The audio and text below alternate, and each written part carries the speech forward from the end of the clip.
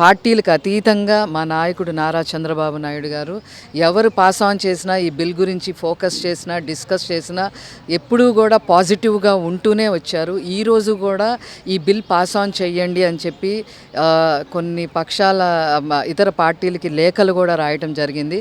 కూటమి యొక్క సమన్వయంతో పవన్ కళ్యాణ్ గారు అట్లాగే మాధవ్ గారు వీళ్ళందరి యొక్క సహకారంతో అందరికీ కూడా ఆయన కూటమి పెద్దగా అందరికీ లెటర్స్ రాయటం కూడా జరిగింది. ఇది ఇంక్లూడింగ్ వైసీపీకి కూడా లెటర్ రాయడం జరిగింది దీన్ని ఆమోదించమని. అంతేకాకుండా మీరు మొదటి నుంచి తెలుగుదేశం పార్టీని కనుక తీసుకున్నట్లయితే ఎప్పుడూ కూడా మహిళలకి పెద్దపీట వేసిన పార్టీ ఏదైనా ఉంది రీజనల్ పార్టీ అంటే అది తెలుగుదేశం పార్టీనే. అది అందరికీ కూడా తెలుసు.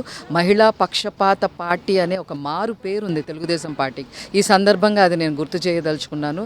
ఎప్పుడైతే 73, 74 అమెండ్మెంట్స్ వచ్చినాయో, లోకల్ బాడీస్లో రిజర్వేషన్స్ వచ్చినాయో, మహిళలకి పెద్దపీట వేసిన ఏకైక లీడర్ నారా చంద్రబాబు నాయుడు గారు, ఇప్పుడు నారా లోకేష్ గారు.